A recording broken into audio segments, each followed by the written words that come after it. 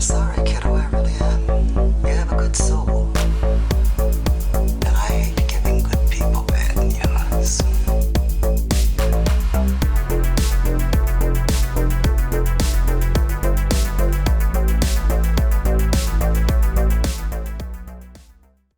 I'm Tony. He's Mike, and continuing our Jaws-inspired creature features, Mike and I watched 1980's Alligator. And it's about to break out.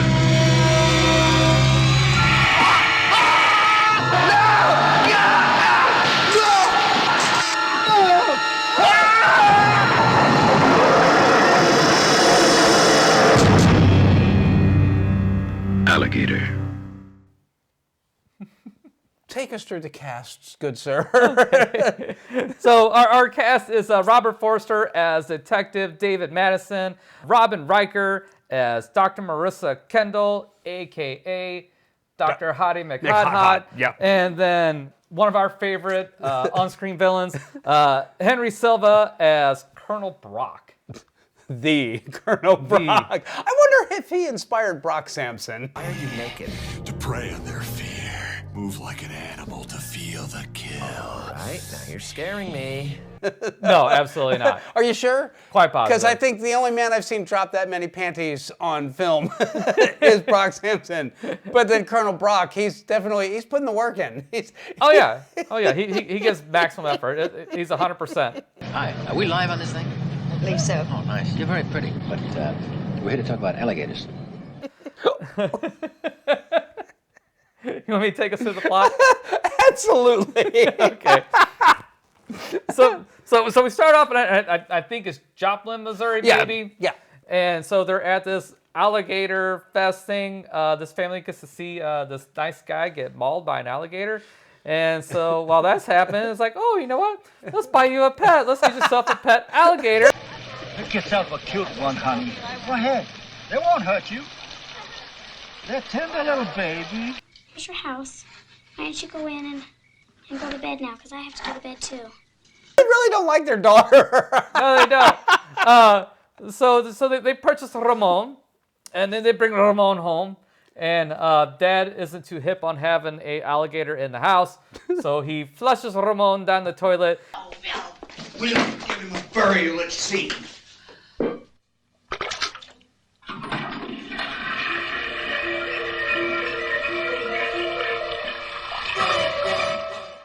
And that's when he becomes the bad guy, Razor Ramon.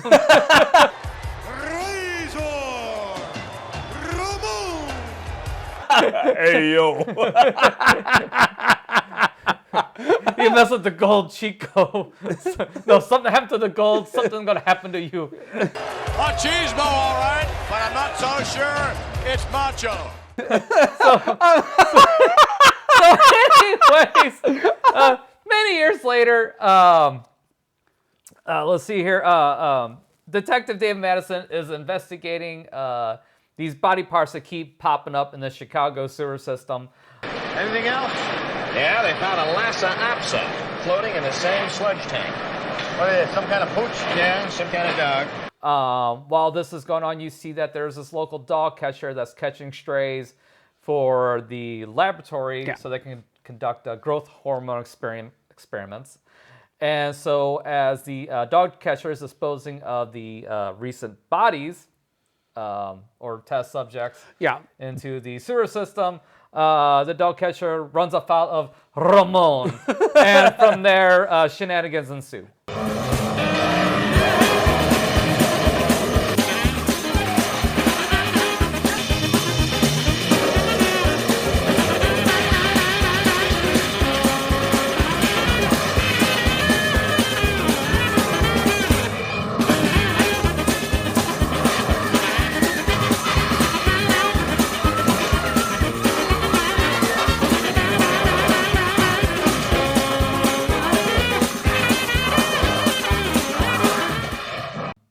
This is a surprisingly coherent plot for a creature feature. I'm just going to throw that out there right now. And this is one of the few times you actually have to pay attention to the creature feature because there's so much exposition and actual detective work that happens in the first 10, 15 minutes of this. There's some real depth to the story going on here. And it's not extraneous. It's not just there as filler. It's not just a bunch of people talking. Because so Robert Forster's character is a cop, and he was a St. Louis cop, and there was like a botched investigation. And so he's not exactly like, well liked by the police force, but he's also really not well liked by this tabloid reporter who's basically following around and snapping pictures.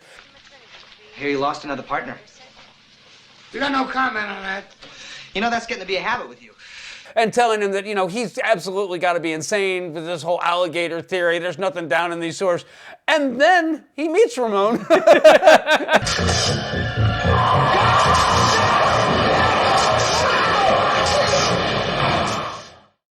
And he happens to deliver some photographic evidence of Ramon at the same time. So he served two purposes in the movie.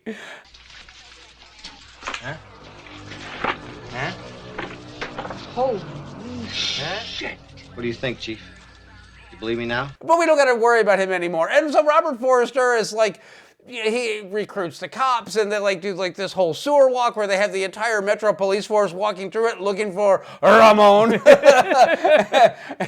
And some of them find him. Well, actually, nobody in that police force finds him. Although when earlier in the movie, when Madison and his cop buddy Kelly go down the sewer to do some preliminary investigation, poor Kelly runs into Ramon. Yeah, that's actually where they find the first dog corpse, or the remains of after Ramon has fed, they find what's left of one. And so it leads them to the laboratory. So it's incredibly smart. It's incredibly well thought out. It's incredibly well edited together. At no point does this feel draggy or laggy. It doesn't have that middle act. We've got to explain all this crap to you so that we can then get on to the actual third act, which is why you really came here to see this movie. No, they do a good job of putting that in the front end of it. Yeah, they do a really good job with that. And then not only that, we also have some very interesting characters in here as well. Because like we said earlier, Henry Silva as Colonel Brock is just the chef's kiss of fucking morons. We better go and look around. Who is we? The bearers follow the hunter into the lair. They back him up. Is that right? The panty dropper. So talk about our first contact with Colonel Brock in his interview. The interview with the reporter, and he's like talking about like the mating calls of crocodiles, and then he's vocalizing them. Do they have a love call? Your alligator is a very romantic creature. And she's just so, where have you been all my life? It gets the itch. Come spring, and it'll give out with a sound, something like this.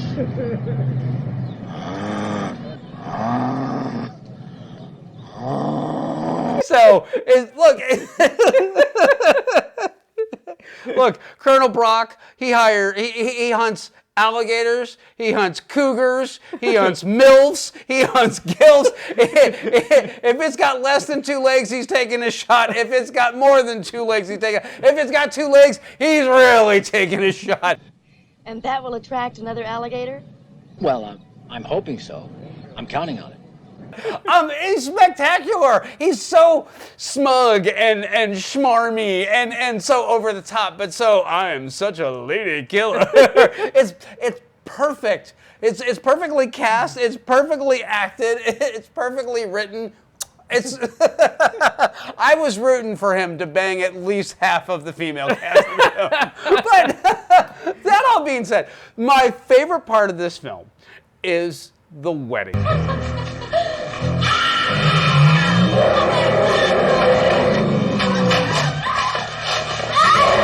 The wedding sequence in this is spectacularly good. It is the part that every time I see it, and I've seen this film probably half dozen times, but I laugh my ass off every time because it both is and isn't over the top. The attack looks very gruesome, but when you have like a 20-foot alligator that's tearing through a wedding like party. 30 foot. Yeah, it's huge. When he's tearing through the wedding party and people are flying through the wedding cake and the maid is getting eaten and dragged into the bushes. let's talk about there's the big powerful, there's the mayor, and he's trying to get into the car of his big donor, the money man who's there, and the guy locks the doors and rolls up the windows, and they sit and watch the mayor get eaten.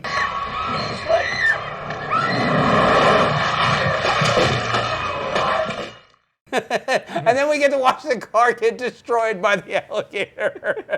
It's immensely satisfying, that part. I love how the head of the corporation that's sitting in the limo doesn't bother to exit out the other door. He just cowers in fear as the thing's being slowly compacted by the alligator's tail on top of him. Well, he was waiting for the driver to get the car started, and the car didn't start, and so yeah. And again, I don't know why the driver of the car didn't start the car and take off immediately as the alligator's approaching.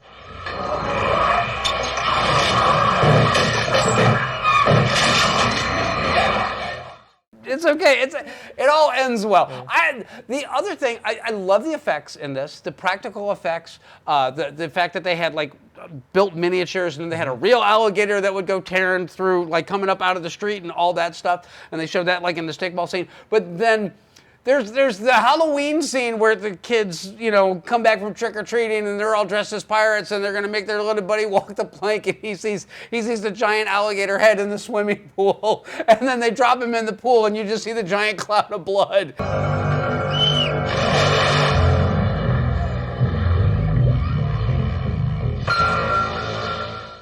It's amazingly convincing. It's just gruesome enough without actually watching a child get chewed up. You get to watch everybody get chewed up at the wedding. Yeah. So everybody else gets chewed up. You get to see Henry Silva get chewed up in the alley, which is great.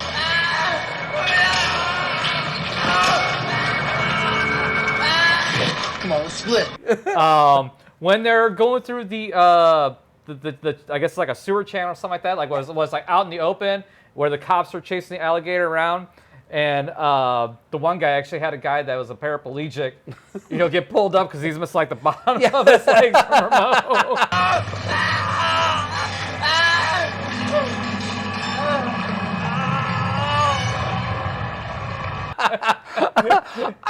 It's incredibly thoughtful.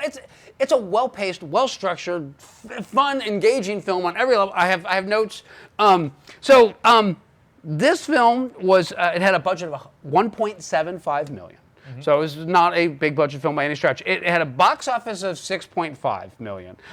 So that's actually a solid return. They tripled their money, and then it hit home video. And then it went hog wild after that. It became a cult film.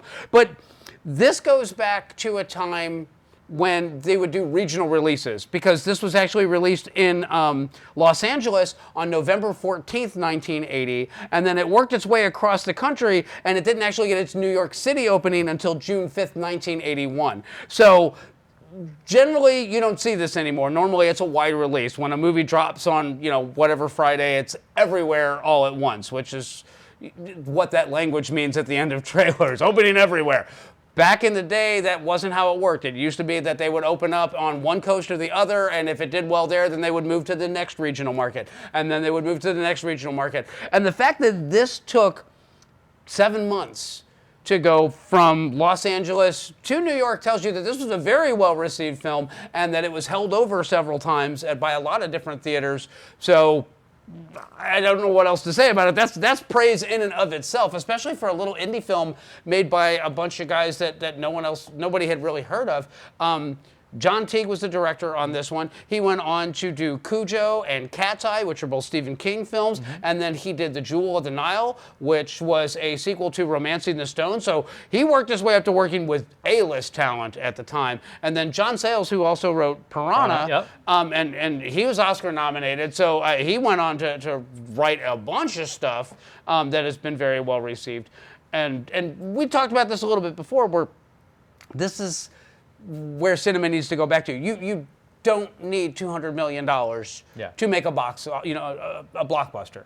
Well, not even just a blockbuster, just a good, fun film. Yeah, in general. Yeah, I mean, that's the problem now. Is everything's a fucking blockbuster. We don't need blockbusters. Yeah, we just need fun, competently done movies. Niche films. Get yourself a good writer. Get yourself a good director. Get yourself some good actors, and give them $20 million and let them go at it. Yeah, absolutely. Yeah. Well, that's kind of like the A24 model in that they do a lot of small films, and they don't need all of them to hit, but if one or two of them hit, they're gold. And A24 is doing just fine right now. And I think you're going to start seeing the bigger studios, if they were smart, they would go back to this model, because that $200 million flop, you could have made 10 little films like this and given 10 new, talents an opportunity to show their stuff and figure out where the next big thing is going to be coming from and what it's going to be. Plus, the other thing is that you can figure out what's trending a little bit more easily, because at this point, I think everybody's kind of burned out on big giant blockbusters and big IP films and property films, and it shows in the returns. We've had several huge flops in the last year,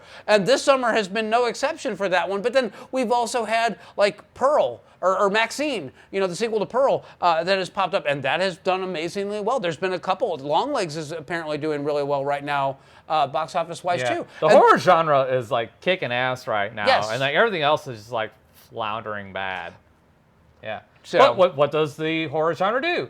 Exactly what we're talking about. Little bitty budgets, give a lot of talent, find talented people, let them do their own thing, don't interfere, let them put their vision out, because you're going to have an R rating anyway, and go from there. That's the other thing too, is drop the PG-13 model also. You can have R-rated films, and they'll do just fine.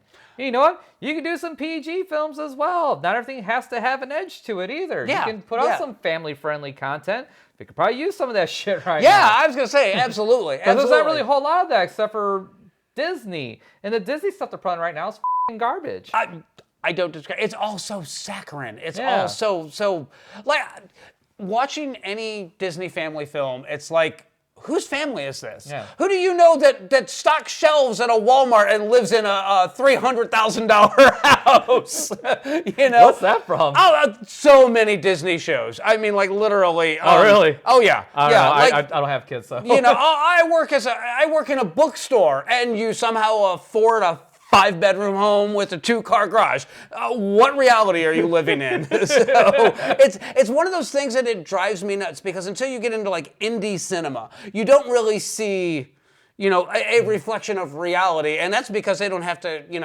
worry about catering to audience. If they get a much smaller audience, but it's a loyal audience that really enjoys the film, then they're happy. Yeah. I want cinema to go back to being more art and less business. So that's it in a nutshell on this one. And this actually shows that if you care about what you're writing, if you care about what you're making, because this film is far more competent than the cover or the movie poster would ever lead you to believe. Yeah.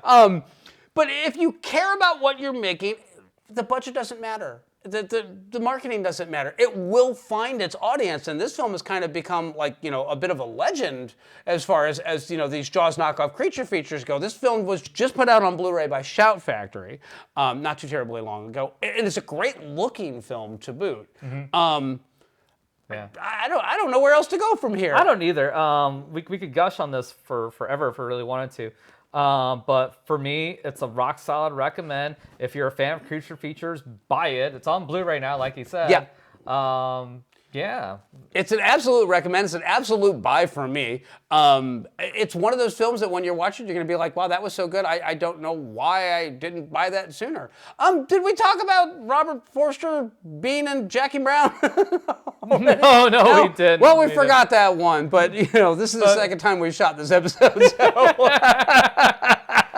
My bad. I forgot to hit record. It happens. But anyways, I don't think there's nothing else really to talk about. There's nothing else to really talk about on this one. It's a great little film, and it's fun. It's if you're looking for, a fun creature feature horror flick, this will definitely fit the bill, and it will cross over to a more discerning audience because it's so well crafted. So and that's what I've got on this one. Right on. We'll catch you guys next time.